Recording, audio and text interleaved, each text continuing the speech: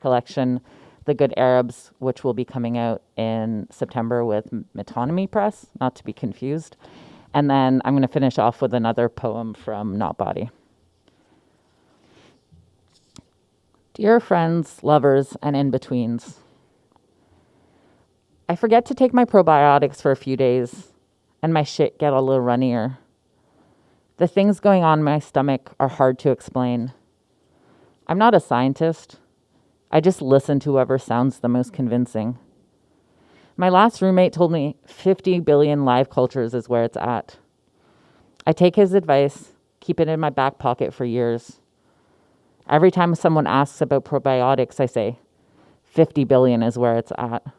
My tape recorder mouth rewinding for the next time someone asks me. Be confident, and you can be convincing. My aunt takes her health into her own hands. She starts asking her doctor to prescribe her meds for her brain, for the pain, for her stomach, for anything she thinks might not be working.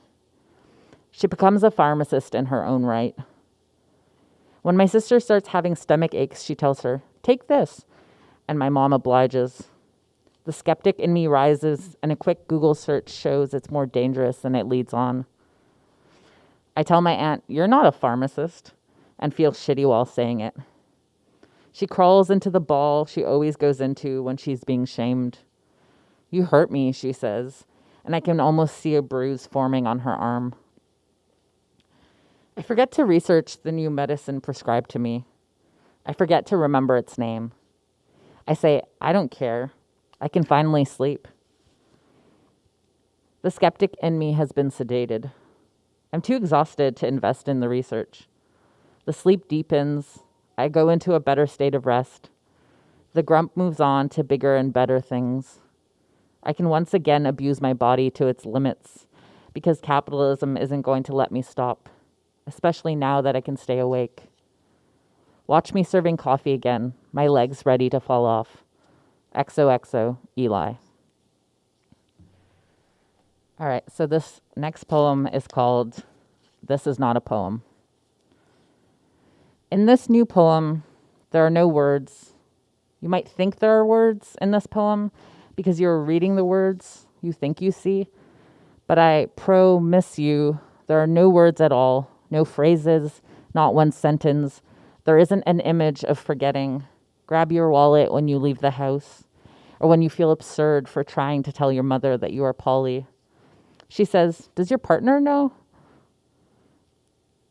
Imagine you cheating on your partner and then telling your mother casually, inspecting your fingernails for dirt, gorging on the everything of your desires.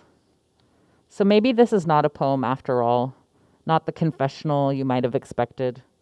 The fat around the pork makes its way through the small spaces between your teeth as you continue to suck and chew. It is tasty. It is not a poem, but an indulgence.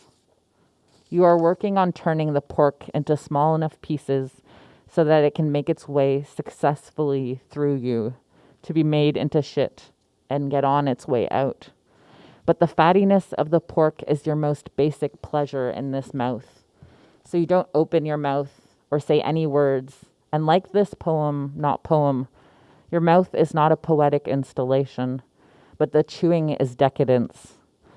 You have always been a slow eater, and you sit at the table as your parents become impatient, your sister leaving the table first, then your mother, then with a sigh, your father. Do not leave before you finish everything on your plate. But you don't want the broccoli, only the fat of the pork, and you are stubborn, and so you sit, moving food around, not in a poem, but at a table in the kitchen, and pick at the broccoli and chew slowly, slowly, until he says, get up and you brush your teeth and go to bed.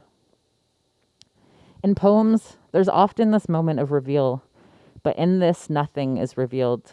Not a poem, nor a moment of sinking into your chair. Those moments are left out with the shit and the pork, unlike the ones filled with fat and leaking over the edge. You say, not this time, and hold it all in. Until overfilled, you push it all out. And when she asks why you always have stomach aches, you shrug and answer her, This is not a poem. I didn't realize how many stomach poems I had chosen. So this next one is called Don't Let Me Be Lonely, and it's after Claudia Rankine's book. She said, "Don't let me be lonely." And I said, "Lonely? Okay." Her meaning I meaningfully obscure. She's probably smarter than me. It's hard to admit as a Virgo.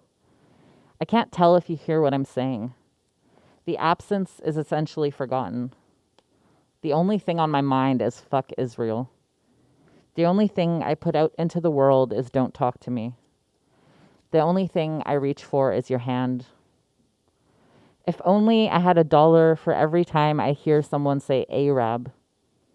I would not have many dollars because I don't have TV. I don't live in the States. I don't do many drugs. I did cocaine once. Does that count? Those silly people don't know anything about anything. I am silly and don't know anything about anything. If we compare ourselves to those loved by many, we will always get hate on Twitter. Don't give your opinion too loudly.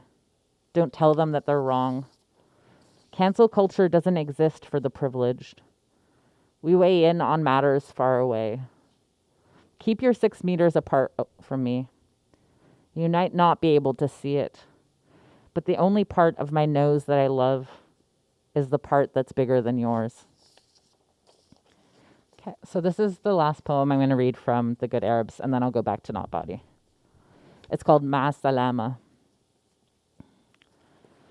With age, we become more intimate, something that makes us both sweat.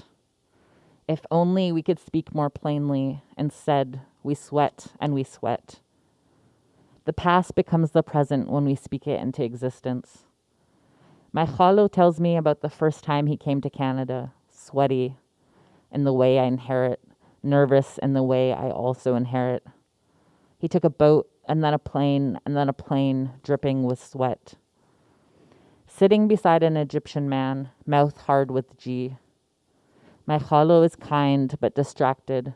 Through the conversation, gives him some lightness, a little bit of sweetness lingering in the man's mouth after they share chocolate. He looks my uncle up and down, and khalo takes a gulp, his body vibrating with a new kind of nervous sweat. At the security checkpoint, his armpit stains so wet the t-shirt looks 3 times as dark. Through his gray shirt, he sweats and he sweats. Staring at the tall back in front of him, he joins one of the lines, praying, Allah yisa'adni. When he looks up finally, he sees a familiar face smiling at him, drying the sweat. Helen, the Egyptian man says, and my khalo passes him his passport. Barely looking at it, the man passes it back, my khalo replying with a hurried suite of shukrans with the most thanks he's ever felt. Ma'a salama, waves the man. Ma'a salama, says my uncle, his passport and palms dripping with sweat. All right. So I'm going to read my last poem. And I want to thank Ashley from Metatron for having me and Anteism for this. Hopefully I said that right. I think so. So yeah, I'm just going to read my last poem and then on to many other great readers today. Dear friends, lovers, and in-betweens. The resemblance is uncanny. Are you two related? It's just something in your dark eyes, the way you both stare. Endlessly, you're asked about your relationship, what you are to each other and what you aren't. Shame to be an in-between. The ways you can't quite articulate your proximity, your distance, the bits that feel just right. You anticipate more questions, but they never come, because there's something so alienating about the two of you together. People don't like what they can't understand. In the 80s, my mother traveled far away from home, and because she did well in English classes, she felt ready for this new adventure. But a new world is never like an old world. every intonation different, every gesture of approval or disapproval switched. The pain showed up in her arm years later, and she didn't quite understand the connection, but I told her it was there. Or is she onto something? Maybe nothing makes sense. I'm trying to fabricate meaning from nothing. I try to piece together pain and cause as though it could ever lead me to cure. When I feel less pain, it is always a relief. When I feel less depressed, I can almost bounce off the wall. It is midnight, but I still want to hang out. I text a few people, tell them it's not a booty call, I promise. We head out, climb Mount Royal, and sit around talking until the sun rises. I take several drops of CBD and lean deep into the green grass. Oh wait, had I said it was winter?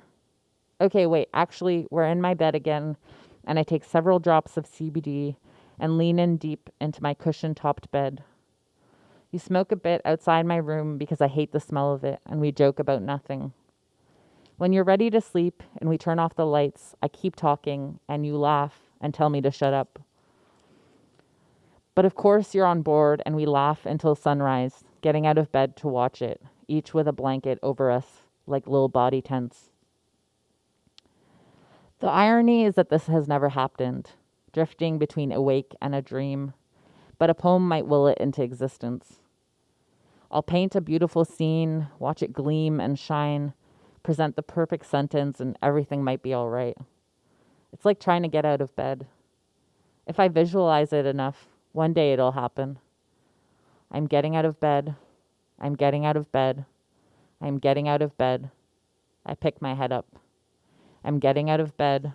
I'm getting out of bed. I'm getting out of bed. I elevate my torso. I am getting out of bed. I'm getting out of bed. I'm getting out of bed. I swivel my legs off the bed. I'm getting out of bed. I am getting out of bed. I am getting out of bed. I am sitting up straight. I'm getting out of bed. I am getting out of bed. I am getting out of bed. I get up. XOXO, Eli. Thanks everyone for listening, and thanks for having me.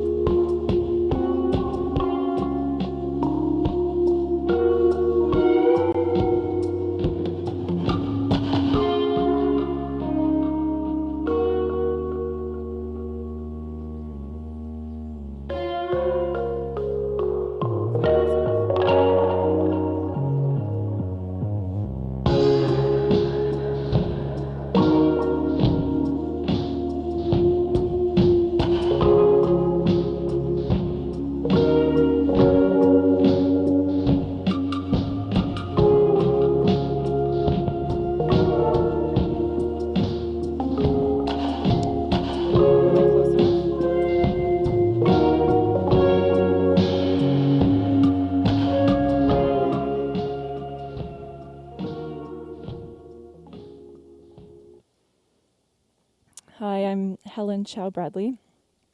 I will be reading more or less the first half of the title story from my forthcoming short story collection, which will be published by Metonymy this fall. It's called Personal Attention Roleplay. Hello, and welcome to this video. A blonde woman with a pale, poreless face leans towards you. Today we're going to do some Reiki energy healing to pull out any negative energy you may have. We're going to help you relax, relax, relax. Her blue eyes are wide with mascara. Her teeth are bright white and well aligned.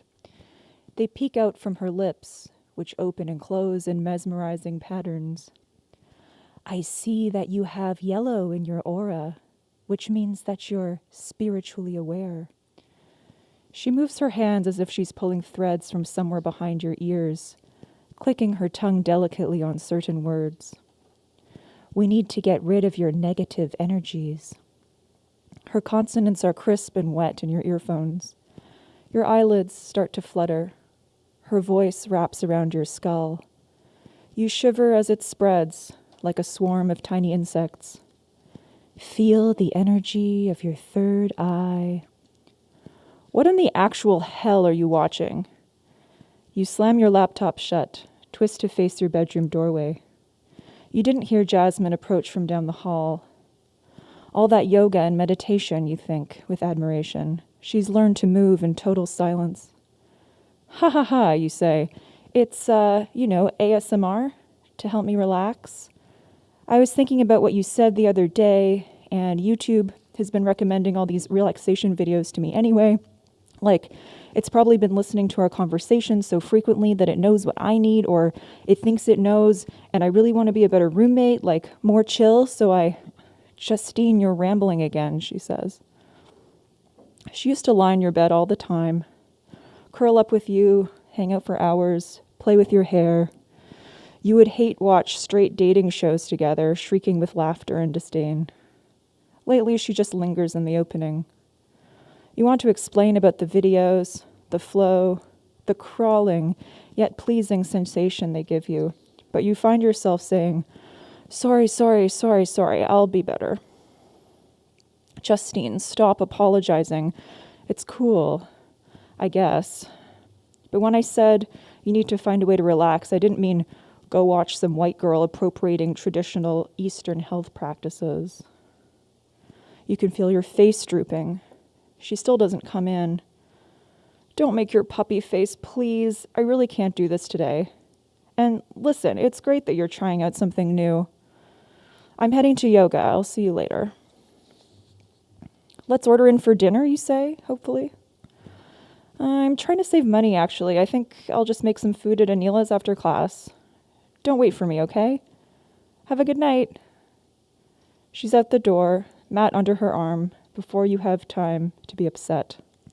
Strategic. You flip your laptop back open and press play on Vicky Whispers, but after a few seconds of her fluttering fingers and tongue clicking, you turn her off again. Now that Jasmine's judged her, the flow is halting, unsatisfactory. She's just a pale-faced girl making stupid tapping noises on a tub of moisturizer. It's no longer relaxing. It's cringy. Another evening without Jasmine stretches before you, lonely and contemptible. You try to lie down on your bed, clattering a pile of books and all electronics to the floor. You've always looked to Jasmine to decide what you'd do together. You've been roommates for 4 years, existing in tandem, eating and smoking in bed, tending your growing family of plants together, gossiping in the bathroom while one of you showers and the other sits on the toilet, going out to bars and queer events with friends.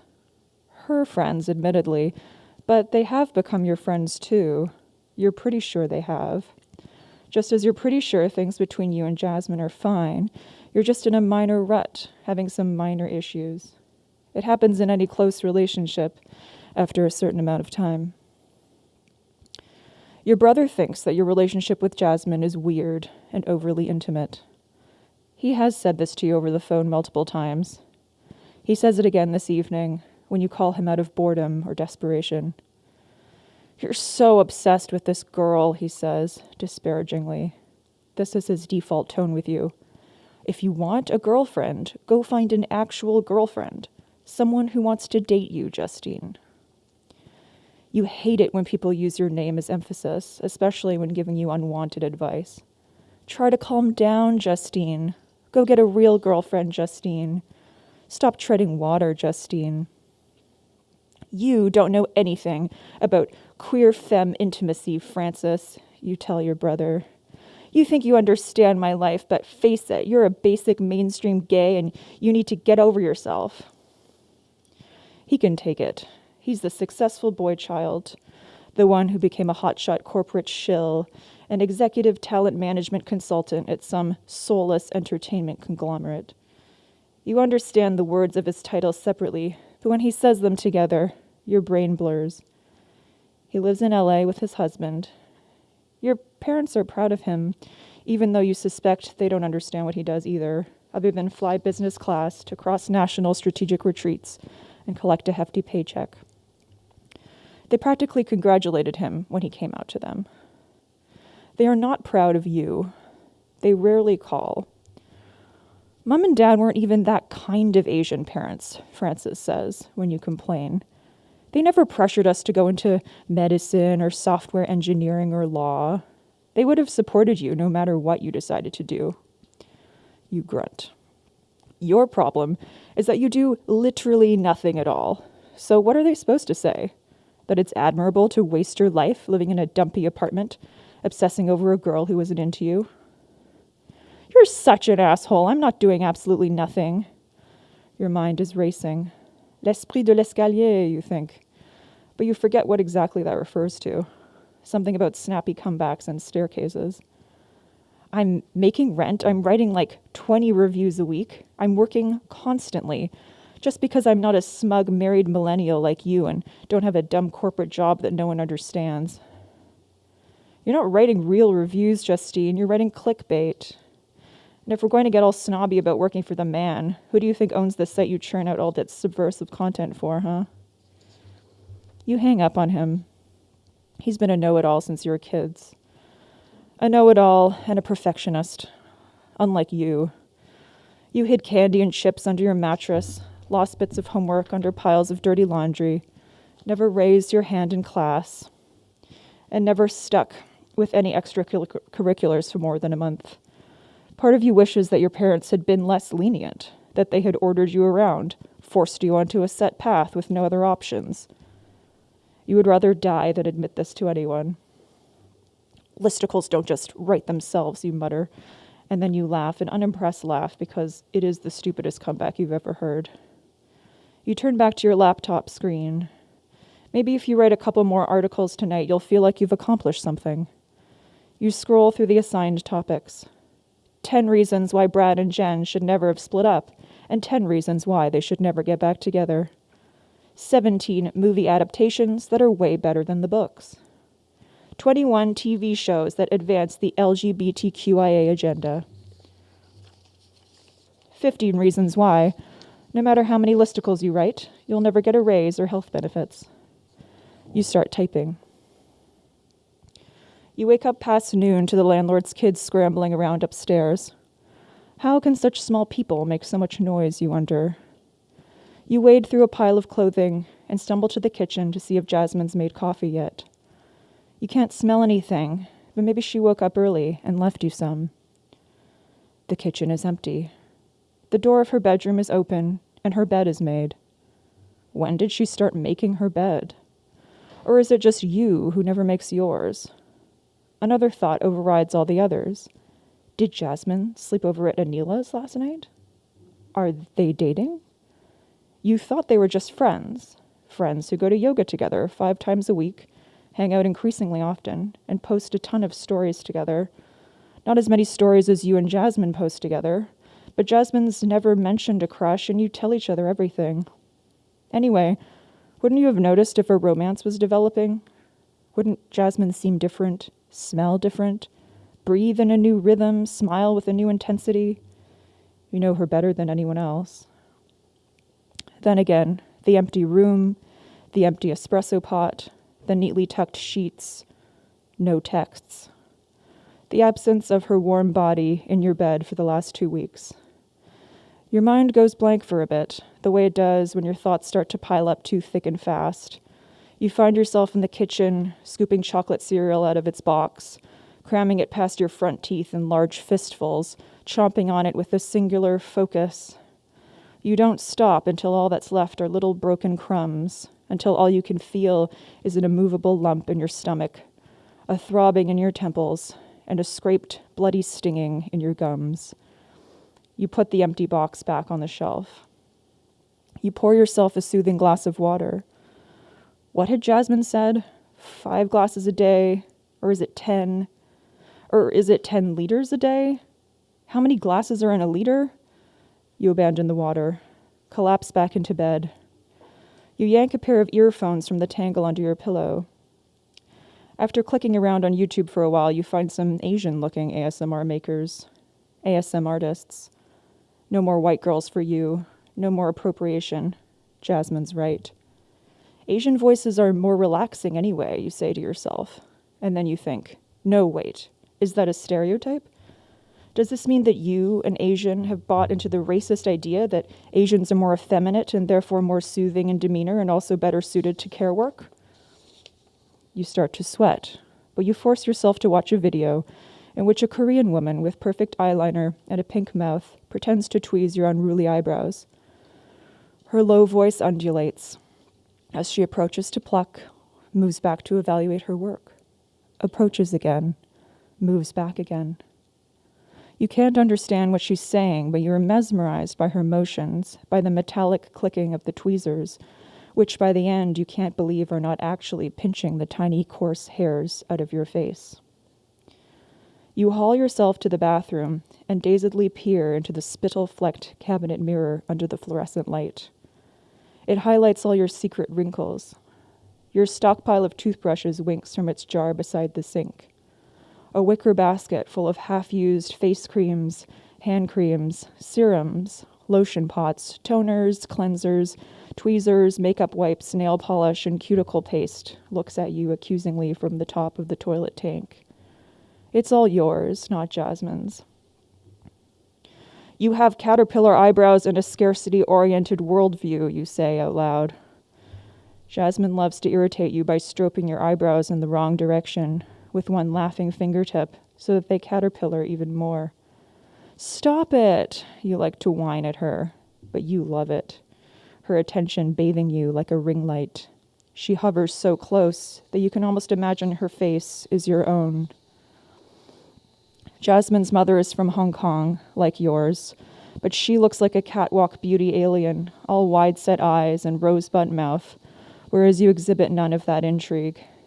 Your face is big and round like the moon. In high school, your nickname was Fivehead. Your mother, bird-like and shrinking yearly, calls you stocky. She blames this on your father's family, who are from Guangdong. Farming people, she shakes her head. You haven't heard from either of them in months, which normally doesn't bother you because Jasmine is your family. Hasn't she said so? Or was that you? She still hasn't texted or even sent you any memes. Should you go for a walk? Breathe in the outdoors? Instead, you return to bed, where ASMR bitchy older sister helps you do your makeup is waiting. That's all. Thank you to Ashley for inviting me to be part of this reading, and to Anteism for the space and the sound.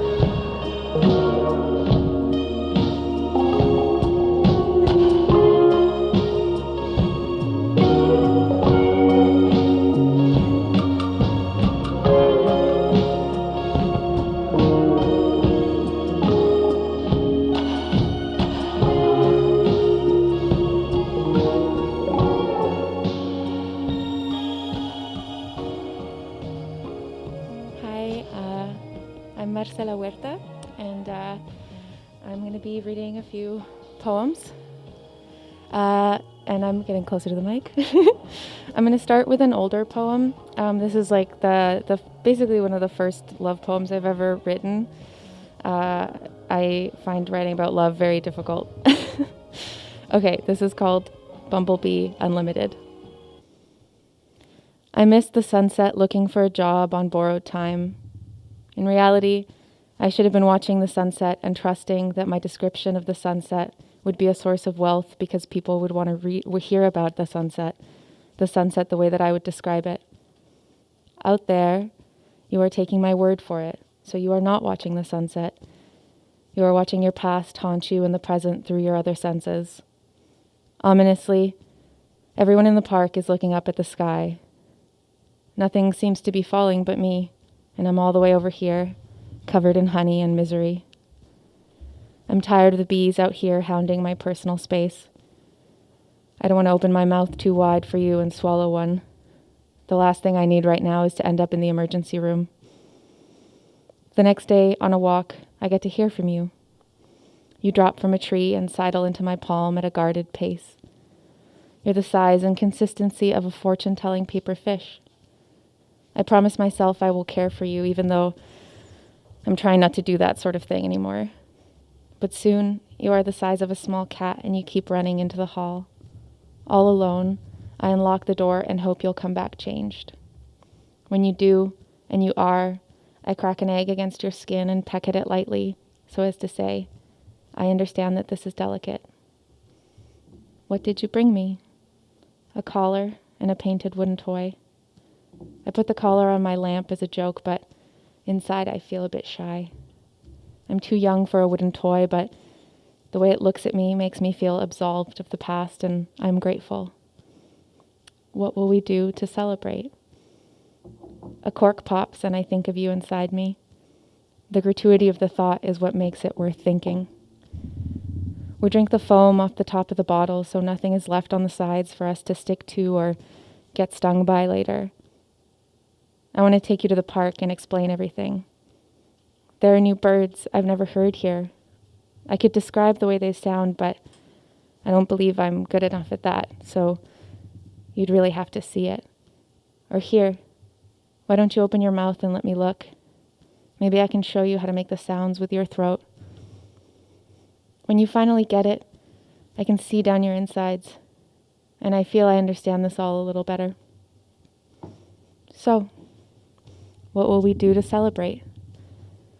The grass is sweating under me. I wipe it all up on my knees and look up at you so as to say, it is an instinct for me to be of service, but I'm trying to grow out of it. Now I hate to beg, unless it is for forgiveness or your cock. Suddenly the sunset flicks off and I am left with moderate city darkness, where everything is still clearly visible, like your face and my hopes, and how you want to bury your face in my cunt. I feel like a mango. I want to hold you there, but I'm scared I'll crack your head open like a walnut. I've always been the walnut, so I don't know my own strength. Everything else I'm going to read is from a workshop that I did with Tesliam, who is an amazing writer who wrote a really beautiful book called Obits that I love a lot. And I really love to learn. And so just whenever I'm given a prompt or an opportunity, I really feel grateful. So all of these are from that workshop. I would also call them kind of, this chunk of poems is kind of like my Chile poems from visiting. Mi casa su casa, or home is where my death is. Here it feels like everything is up in the air. Birds on the vine, on the tree. A type of death light out the window. White stucco, white sunlight against a hole in the wall from 1970 avocados off the tree, etc. I'm not afraid of the sea when all I'm asked to do is look at it.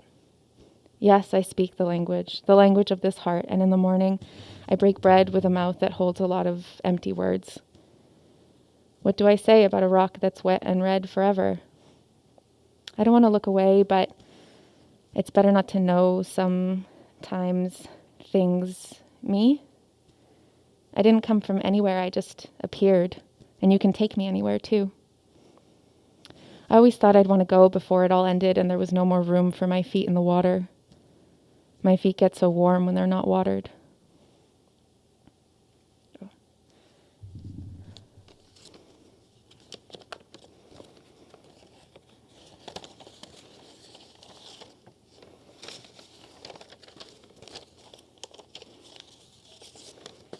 Doris's house is not my house. Doris has a television and it's always steaming hot because it's always on. We keep wondering what will finally turn it off. Things that could do the trick. The electric bill, her son taking a sick day and losing his job, someone rolling her out and lowering her into the ground and then switching it off on the way out the door. A bit bleak, all in all. Best to keep it on. In the present tense, I feel like I'm really far away and it's kind of boring because a large part of my life is just waiting to be told someone has died before I got to say goodbye, which means I have to learn to regulate my emotions, which I think makes me kind of cold. You don't have a place to stay in a place that's not really yours unless you have someone in it to see. Kind of obvious, but visiting where you're from is a genre. Anyway, back in the past. That fucking television, whispers my mother while taking out her hearing aid. It gives me a pulsing headache to watch people disagree and also to disagree with people. I always have something jammed in my ear anyway, so who am I to cast stones down on a loud television? What I mean is, I like to hear if something has changed or not changed on a daily basis. And I like to find out about it from an outside source. And I like the outside source to calibrate the tragedy for me, so I don't panic. One thing I can never seem to find my keys about with the news is how sometimes nothing happens, even though I swear it did. Like we were just talking about it yesterday. And it's starting to feel like you're a human statue, and you're starting to scare me. There's a lot of in-between in this story, but I'm skipping it. On the last day of my last trip, you wouldn't believe it, but the television is on. Los Jaivas are staging a comeback tour live after the spelling bee. The song they play is Sube a nacer conmigo, hermano. You can look it up if it feels important.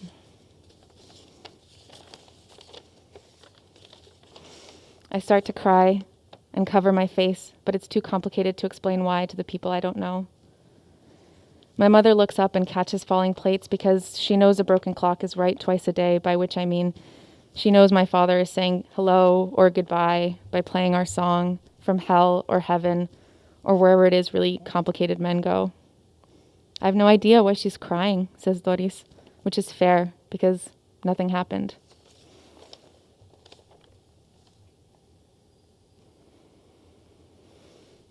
Okay, this next poem is called Apple of My Sty. I put warm rain in my hot water bottle until the weight is nice in my hands. I rested on my big red eye. Something has swollen my eye shut, and I have a suspicion it was my fault due to the way I've been living. Today I sat in the tub until my face was completely red and raw and fresh, a new baby, soft, blurry eyesight, only seeing things in black and white, that kind of thing. Yesterday, I looked out the window at a squirrel climbing a fire escape to the roof of my neighbor's house. It made me want to roam unbothered into the privileges of the people around me, which I'd only ever done before in disguise. When I get one of my whims and go for it, everybody stops me. Stop stopping me. Right now, my whim is to get up on that roof where I can suck the sun directly into my gut and get it onto my eye to cool it down. Right now, I'm trying to solve my problems on my own. Mostly, I don't want to go to the doctor about my eye. Why? Doctors killed my father. A very long pause. I can tell I've gone too far again. Maybe what I mean is you can kill someone you don't see. But enough about that. I have to tell you a secret. Somewhere all the way back on my mother's side is a nameless Spaniard who jumped off his fleet into the ocean because he didn't want to die. He swam, and he swam, and he swam, and when he slugged onto the land, he consumed the lightest girl he could find, and that was that. I feel like probably he should have died, but people rarely die when they deserve to. And now I'm here, and I have to know he's there inside of me, inside of my face, inside of my eye. Flying over his ocean, I point and say, hey, my mom was supposed to end up there, but she ended up somewhere else. Not in a good place or a bad place, just a slightly less wet place. People rarely end up where they deserve to. The last poem I'm going to read is called Money. And I had never tried this form before, it can be read both ways, 2 ways, and I'm going to read it in both ways. So that's one thing to know about it. I was excited about how obtuse it was when I read it this one way, and I'm not used to being obtuse. So I thought that was very exciting. And then the other thing is that I really hate spelling out the word money. Makes me feel very unhappy. So I just imagine it's just with a $sign. Money. One time while we were together, I thought we would have it. Not you, though. Walking down the street, money. Though the we was loose. You at palms in the face. I asked what it was and implied inheritance. Sometimes not. That made you inheritance to me? From whom? It never stings, though.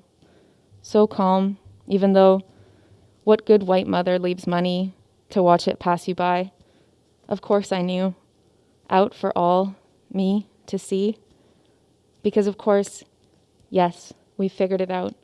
Money on the counters, money on the windowsill. There is money, money. No, money eludes me, personally, right around the bend. Money. One time while we were walking down the street, I asked what it was that made you so calm, even though, of course, I knew. Yes, we figured it out. Money. Together, I thought we would have it. Money. Though the we was loose and implied inheritance. Inheritance to me? From whom? What good white mother leaves money out for all, me, to see? Money on the counters, money on the windowsill. No, money eludes me, personally. Not you, though. You at palms in the face. Sometimes not. It never stings, though, to watch it pass you by. Because, of course, there's money right around the bend. Thank you so much for having me. Thank you to Ashley and to Anteism and to all the other readers. Thank you so much.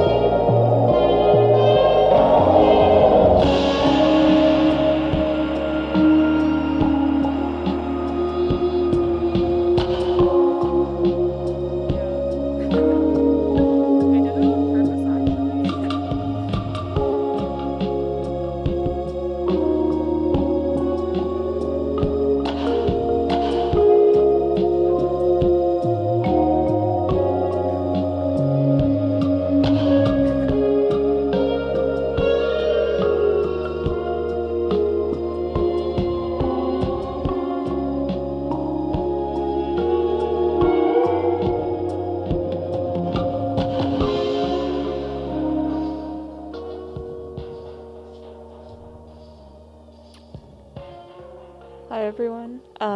Thank you to Anteism and Metatron for having me today. I'm really excited. This is my first reading in a year, so I'm going to start with a poem called Erosion. Erosion. Then patterns emerged on our skin. If staring long enough at her spine, Rorschach tests make me ill and gay all the way back to the crook of the elbow. River fractals fall, dust originates in skin. Back there and then a family of ducks pedal feet against Laurentian currents. Make it over far side. You and me could have touched them, but they swam off to the mainland. Us too. We head back to the bigger island, and a bus stop. And a bus stop is just another big island, isn't it? Eros plus or minus ion equals misplaced often. Soar in Eros, O in ion. What to do with these quantum mechanics when land loves to leave, land loves to return, shaped otherwise.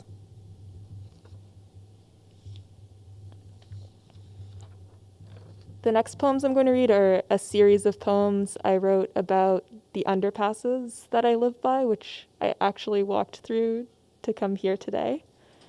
And the first one is titled Park Underpass. Rush hour expects the best work behind us. These vehicles miss uprisings for deadlines. My siblings live in the tangerine gloam of underpasses, where metal lifts off itself and tree pulp pastes walls. Gasoline and dust reminisce burial. Yellow dotted lines ask, whose side are you on? While a false center resides in stagnancy. To stop here is to risk violent erasure, forgetting, or insurgency.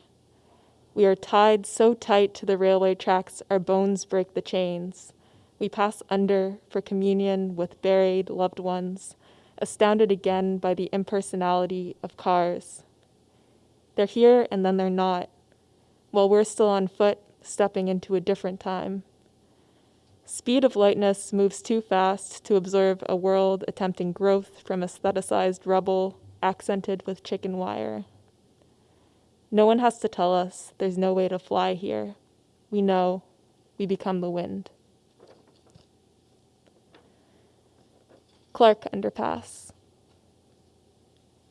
The only time summer 2020 became, I was drunk under, passing under, taking the journey home, rode bareback striped in sunlight on my screaming Facebook Marketplace bicycle. The sunlight was actually fluorescence rather than sunlight, and the summer was actually hell rather than all the things I saw down here that lied while context forgot. A can of shaving cream, 3 toothpastes, and 4 razors. The man wearing expensive neon running gear who could not hide his pissing in any corner. Bits of barbed wire. And every time summer 2020 became, midway, a concrete fence swung open to heaven, relief to radiance, whatever is lost to this sonic air underneath, heath to matter, I understand only and all and every construct alibis for the pavement, which rests immaculate. Maybe sometimes rain brings out stalactites, concrete reconstructs against supremacy of archways, condemns the new world, snails make their way across yellow, white lines, sprinting slow so they won't drown in muck, but crushed on that supine pavement, too small and without memory of their meaning, still knowing that they meant. Saint Laurent Underpass. There are 2 sides to everything, and both are rusted through. So what's over there could be here, and over theirs and here's might not be the point at all. Asphalt and exhaust will grind out something more solid someday than this unsolicited advice. If you show up early, no one will know how good you are at falling. They will all praise how grounded you are.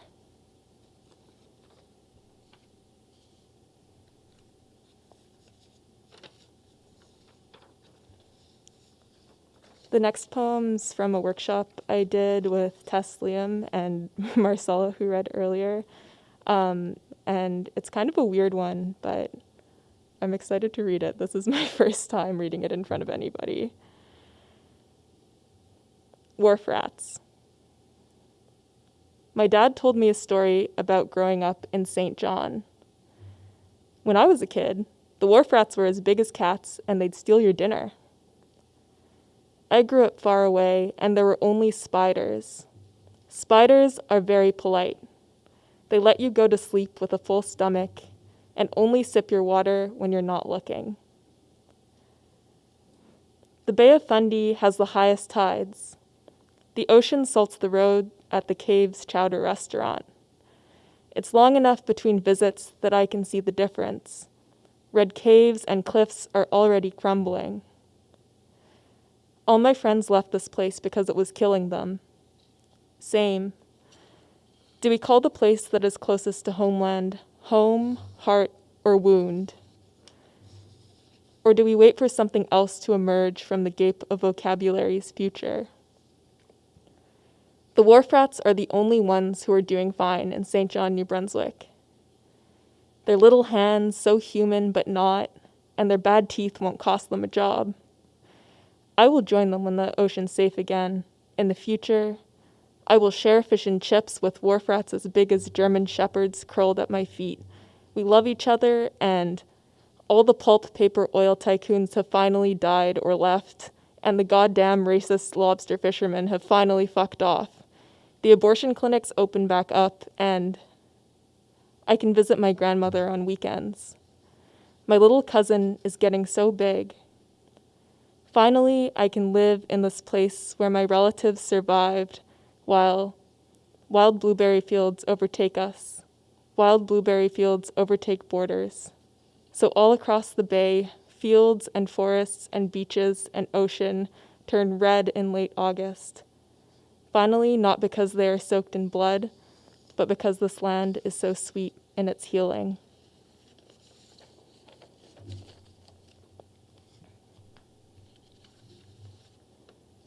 Kind of as a follow-up to that poem, or I guess also an intro to this next poem, The Star. My family is from Atlantic Canada. We're Black Loyalists, and I've lived here part of my life and also in New Brunswick part of my life. But that story is kind of something that interests me, and that history of like leaving the States to come to Canada with promised land that's not actually good land is something that I've been focused on recently. The Star. In 1783, those who didn't follow the North Star sipped gourds of peaty water, and from ships remembered ocean's cracking of skin, cruelty that even oceans have lakes for respite, wealth of salts depleted above, concentrated below. Deep in the planet's veins, blood breaks down from ancestors. Salt we sprinkle over navy plates, sometimes tinged red. I know I have a future because of Polaris, in the cracks between dreams. Stars are lakes in deep space. Give me new moon returned to loving arms and starlight pricking all over with silver tongues. Sometimes I believe in the power of looking up. There's an elegance in falling between states, element of surprise that the yellow and white pills are working to make the supernova burn slower. Futurity without a will for the end. What is that? Some kind of dissociative glory?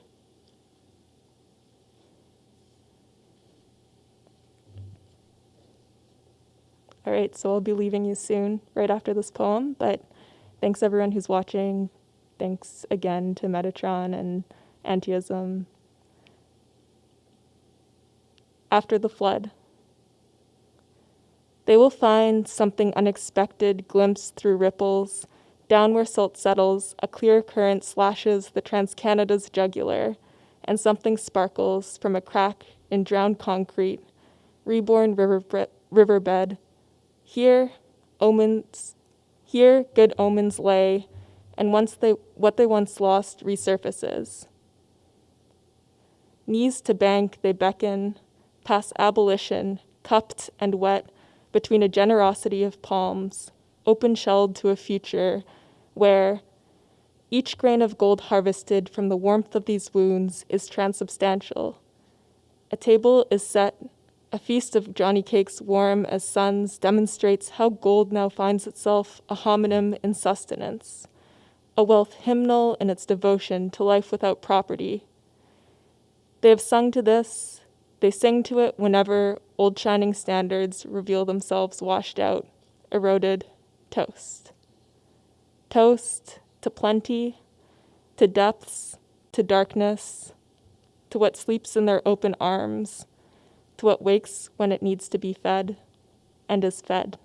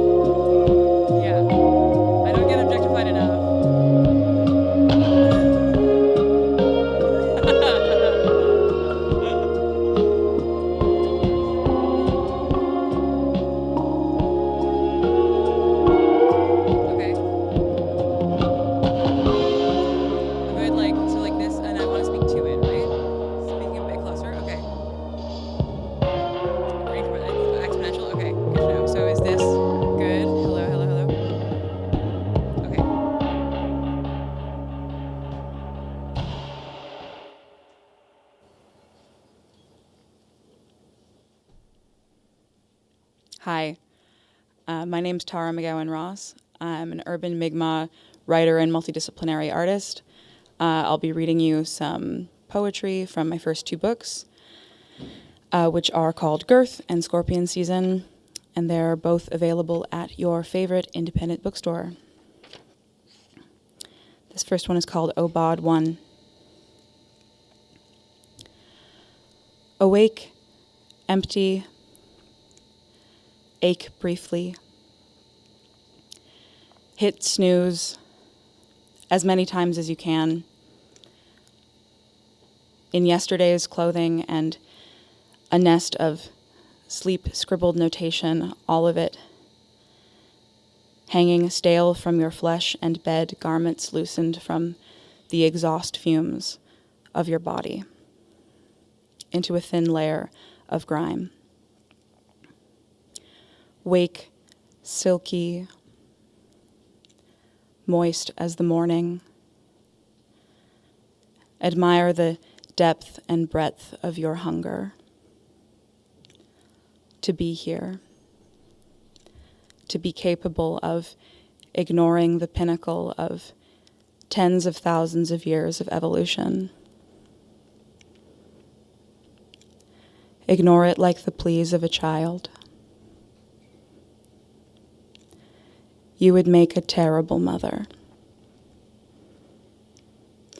Do not feed yourself, you think, as light filters in through a month's worth of precariously arranged water glasses on the window ledge above your bed.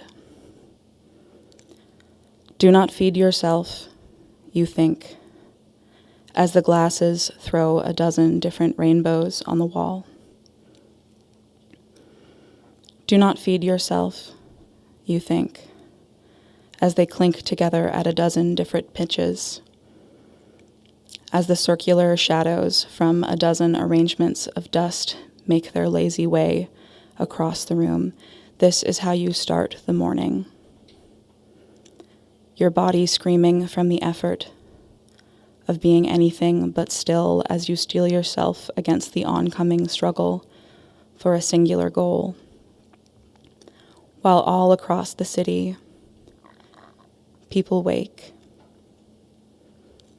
take their coffee and their pastries, and in the distance the drumlins sit, your sisters. Places where pieces of this earth held on so tightly, while the world around them was carved away.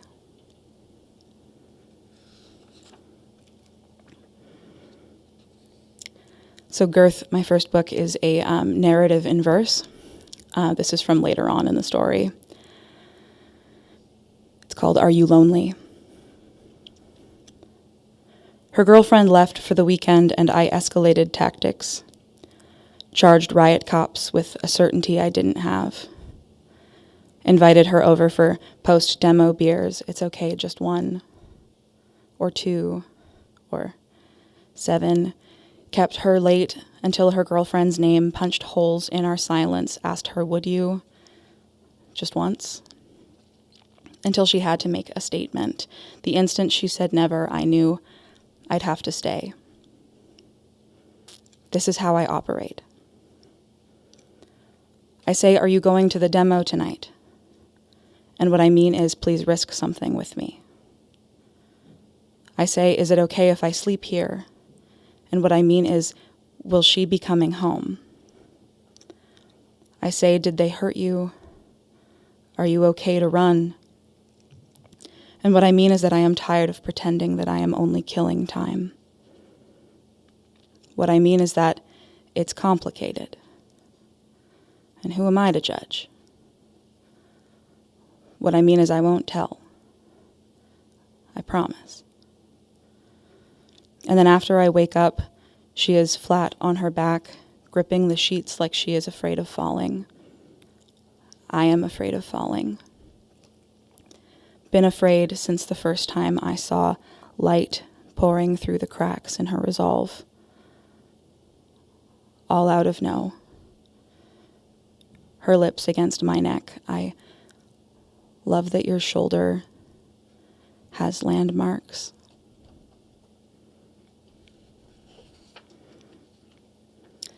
So now we're skipping through to book number 2, which is called Scorpion Season. It came out last year, or 2 years ago, I guess now. Last year doesn't count though, so last year. This one's called Confessional. I don't tell him about the sex, or the swearing, or the drinking. I know Jesus brought the party. God and I are chill. Instead, I say, Father, I haven't been taking any joy in this life at all.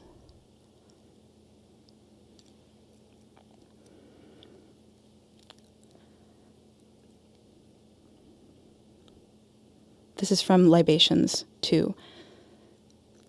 This could have ended differently. Addiction is a social disease. Overdose is a cultural quality. The sad banality of I wish you were here. You could say this better than me.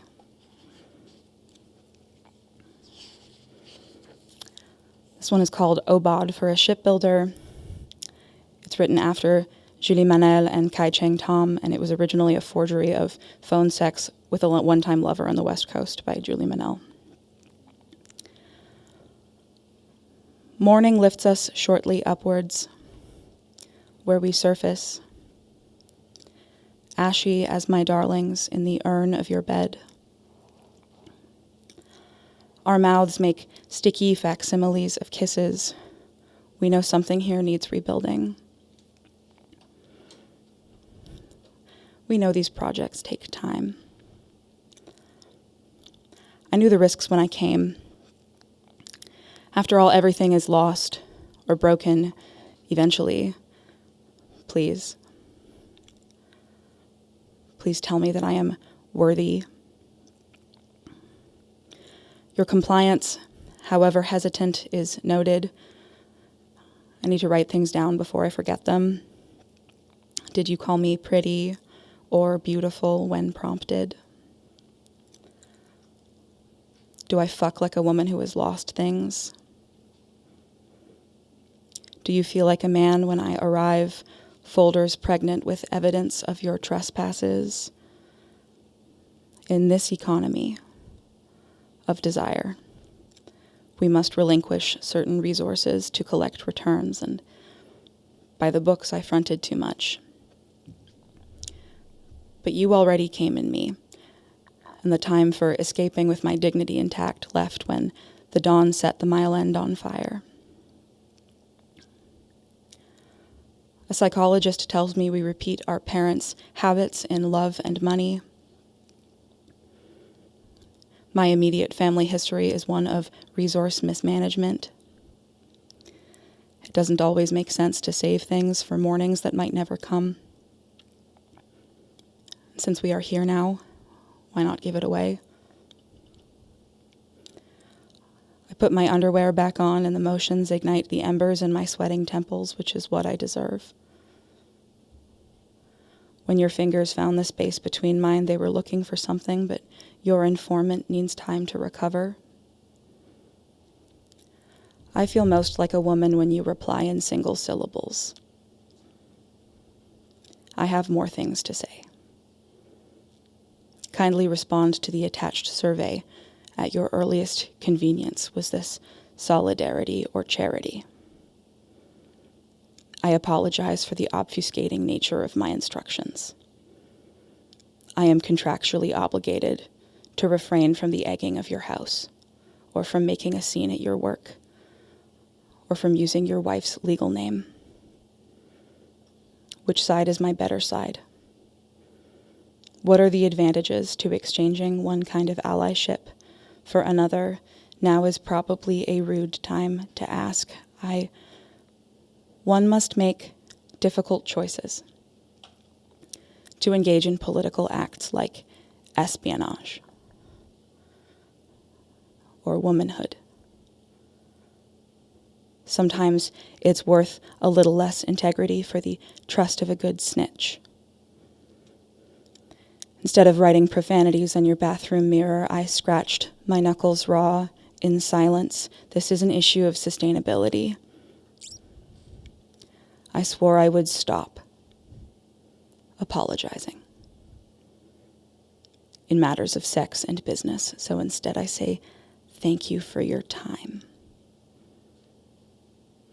and for your interest in this project. On my walk home, I noticed the ground is full of bodies saying you can make an entire civilization out of birch bark. How in some languages the translation of the word inheritance is a story about where you come from.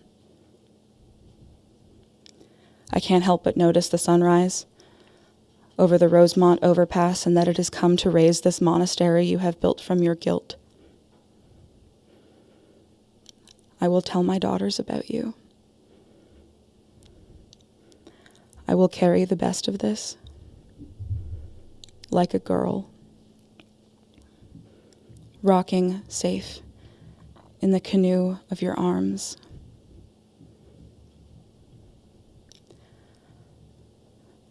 I will let the rest rot into the ground. Thanks. I'm Tara McGowan-Ross. My book is coming out. It's called Nothing Will Be Different this fall from DUNDURN Press. Thank you very much. Bye.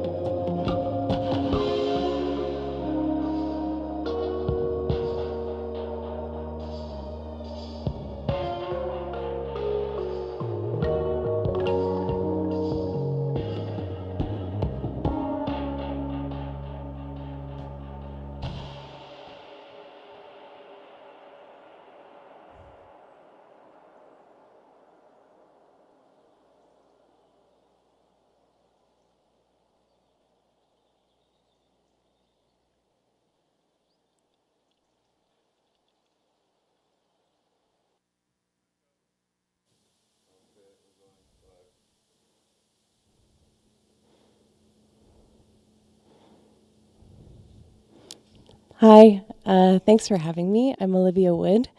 Really happy to be here today. Feels like the real world. Yeah, thanks to Anteism, thanks to Metatron.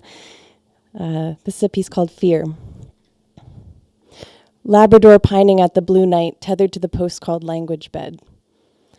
Panting through the blue night, a long arm reclines somewhere. The duck and ran of the evening. A hard slab of butter on the mainland, malady ropes itself coyly in. Quick pop of pleasure at the Crown, the play was performed 6 consecutive nights, extreme success we never imagined. The tub leaking into the basement where, yes, he did die. Did they tell the next tenants? I'm not sure. Picnic under brocade. It's true the silo was painfully full, the seep rife at the bottom, but bad dogs rush in from the house when I stand up from my chair. I'm playing the long game. I'm loose in the limb, manifesting my women. May you always be the sensual, lying in the bluegrass of your in-law's yard, making quiet, permanent suffering sounds on the trundle bed. Your hand holds the river clam as they ekes open on the stair. A PBS documentary about the Dust Bowl means I am building a fortress of impossible suffering, leave me be. I have transcended time in fear of violence means I am going into town, would you like anything? Sounds don't care if you say them. Plus, some fears are useful, right? While others are not. Fear, a parameter delimiting some uncertain stretch of grasses. Fear of heights, fear of peeled grapes, fear you'll accidentally bite the head off, fear of balloons, fear itself of enclosure. So I cut the cords, so what? My ship departs, and still I work with butter and clay. Resolutely and awkwardly, I bring the earth with me where I go. I clean with ash, I parachute abstraction, I slick back the network, I repose infrequently. What precarity? What parent? In the list, I find 10 things hard as seeds on the sill and begin to choose. Hope my mom stops texting me. A contract. Will it have been worth the commission, I wonder, heaping the pennies of my early sexuality against the cement of the oscillating shore, tossing the excrement over the side thinking, so unbearable to have been near others? The difference between attention and a vacuum evades me, though. Yet in my sleeping, a contract may arise. The particular shoulders of cattle twitch and fall outdoors in the silver light, some Spartan desire within me compounding quietly, rubbing cogently against the invitation that lies coyly over some arms like an era. Shout out to Lest, an earlier version of that was published in Lest a little while ago. Machine. These the actual juices of the earth, modular and irreverent, cyst on my labia, cyst on the staircase, black in the courtyard, the table, her ceremony, her note, the shard I live in. Late swimming marginalia, her cock limp and hanging. The dead shouldn't be alone. Swaddled in rame, touched with gloves, I don't use her inheritance in order to punish her, but sit on the porch all day and touch the pits of nectarines, and she doesn't pay me any mind. This is my house. Occasionally many things are possible at once. You the actor, I the player. Verbatim. She is born afield, warm leather loose in hand, lapping my usefulness by its median. Ripe passes glut in, her kind and hyperextended thumb signals just a quiet email. Our laugh in the theater takes its pearl in my memory, plinking in the pale, afternoon like a kidney, inside the sky, never out, always serving a red-brown mania for love. Who can blame the turner's careful attention, thinking the leg inside the post verbatim? Monument. Well, what do we do when it dies? With the red floor of death salting its wounds at us, it is good to make penance out of other things. Hardy work, death work, while the red of death oxygenates. The miracle occurs when you name the true thing, like metallic taste of loneliness, or dream which was the weight and texture of a cantaloupe, or the large rattle, rattle, rattle of a curse coming to find you. Well, what do we do when it dies? When it died suffering? If there was take and it was bad? The residents of the town passed their hands over the doors in the afternoon listlessly, one full of dread, one distracted, one whose hands had been newly animated by admiration. The currency of the dead does not ascribe much value to pity. The loose havoc of death touches you, drives down to the quarry, spins the PVC pipe, kisses her first kiss. It's good to make penance out of things. Some would rather try and give back the verbs, tear, get, wreck, abscess, and call it law. But sometimes when death touches you, you become constructed by death, the lake and your orgasm twitching at the shore.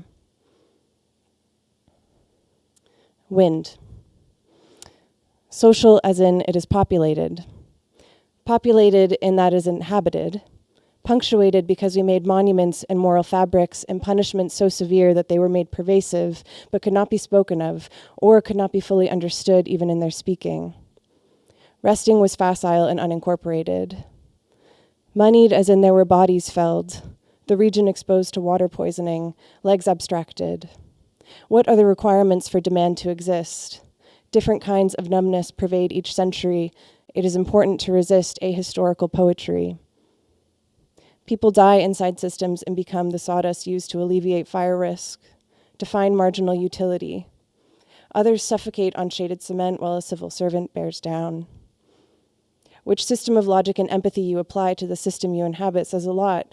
How is a demand schedule created about your popularity and tax bracket and sex habits and favorite foods and drinks? Things can be made specific as easily as they can be obscured. Define the paradox of value. There was scaffolding put at the base of the river in order to pass very tall trees so that they could later become masts. What is the production possibilities frontier? A face in the black noon, a tone which is clean white and keening towards self-immolation, saying something you felt was beside the point, arms losing feeling in the dumb July air. How is a nation's wealth expressed? How is a nation's wealth expressed?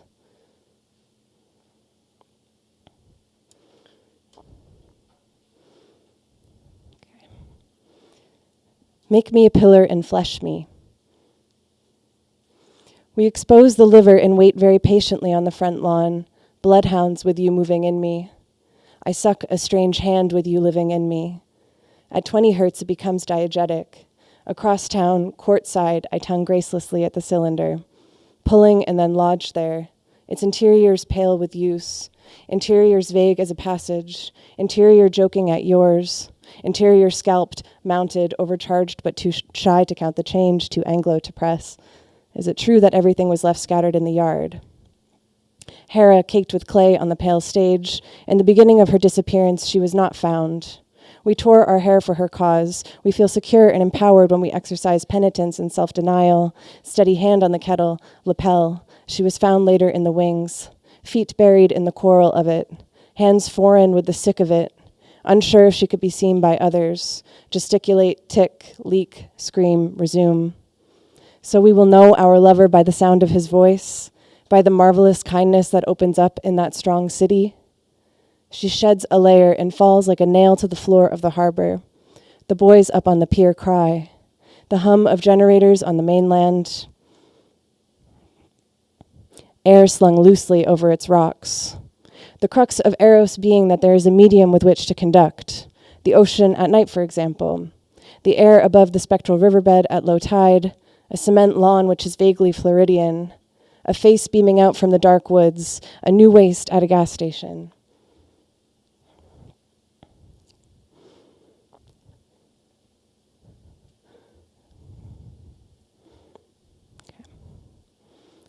This poem's called Triad, an earlier version published in Bad Nudes. Triad. You are so poor before you. Your town square looms privately day and night. The big ones at their boxing matches, you in your saddle. You neuter no one. You sex no one. You, on the verge of hysteria, have the lac glass beside you, the electrified grid swimming loose at your feet. Beside your nerves, in the triumphant triad, you, yourself, you alone, you know how to access the lucid passage under sex. You will cling to any root. You abscond the proper syntax. Jazz is demilitarizing you. Your fingernails in their nail beds as you breathe. Yes, you breather. You are unkind to your mother. What does pagination have to do with it? With your burning hand, you write on the nature of life. Okay. So the last one I'll read, no title. I'm actually plastered, thinking about the eye of the lens again. Our cinematic time portends what? The sustained eye of the cherry changing its shape for you, who is me, really. Billions of units of flesh desiring and rinsing themselves of desire. A wind to toss my head in. Panopticism, or who's running this venue anyway? Again, am I interested in penance's rodeo? Yeah. Yes, I work out. The tremors of my long thigh in the bathroom while you wait. It happened in Miami with my girlfriends, lost and carrying in a box. Only in America do I say yes to an oblivion like that. That's not true. The world gives me a lot more than I need, kneeling on the line saying, maybe, you tell me. It has them in a K-hole on the stairs, close to a passage out of a bad period in my life. Not for the reasons you would think. I was getting dumber than I wanted to be and so tired all the time. So I decided not to be. Like, oh, you want a good life? Your life is none of your business. As a researcher, I turned the thing over in my hands, pretending, for my purposes, it is an apple. With just my hands to touch its jet surfaces. Feeling the protrusions, its rhythms and investments, its value prop, its cousins' names, its Latin root, my feeling, which is now a part of its nomenclature. Thank you so much.